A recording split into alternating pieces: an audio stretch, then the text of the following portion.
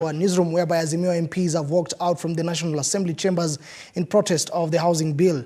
Their bone of contention is that all amendments they have cannot be accommodated in Parliament, leaving only the court as the solution. Let's sample some of their sentiments.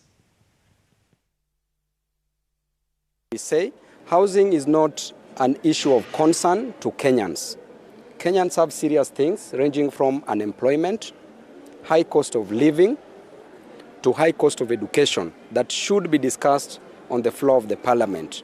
Housing is a private good that should be left to Kenyans to decide on their own by providing jobs and letting them build their own houses. The government's role is to create an enabling environment so that Kenyans can... They were told that projects that are going on in their constituencies will be stopped by the executive.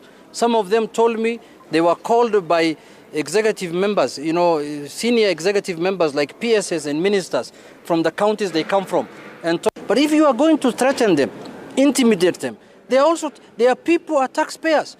Taking development to members of parliament, areas represented by Azimio, is not a favor, it's a right. They are constituents, people also pay taxes, just like the constituents members of Kenya Kwanza pay taxes.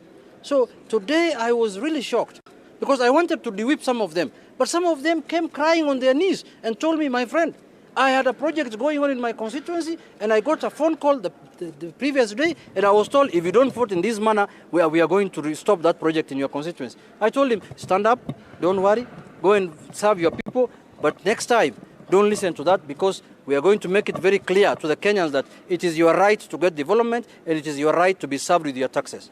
Let me explain our complaint and then Babu Wino will speak. Just as the whip has explained, our first complaint is rushing the bill.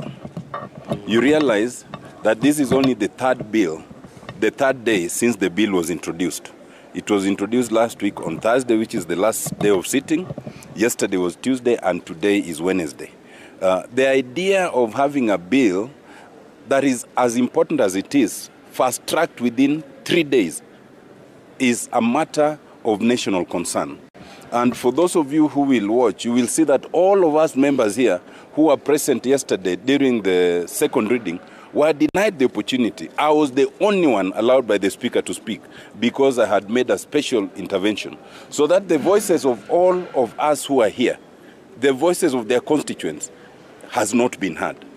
The second problem with the bill is that it's coming at a time that there was a court case that had declared the previous provisions within the Public Finance Act unconstitutional. There are two bases for that. One is the need to examine whether national government can involve itself in executing housing projects. And yet, under the Constitution, it is clearly one for the counties. National government is only allowed to give the policy. The second bit about that is the discrimination aspect of it, that those who are employed are made to pay an amount in a very clear formula. Yet those who are unemployed, there's no similarity in terms of clarity.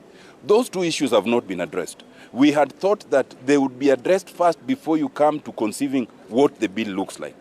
Thirdly, it's in terms of the bill itself. As conceived, it is totally unclear on everything. It is unclear on who's to benefit. Yes, it is unclear on whether it is meant for ownership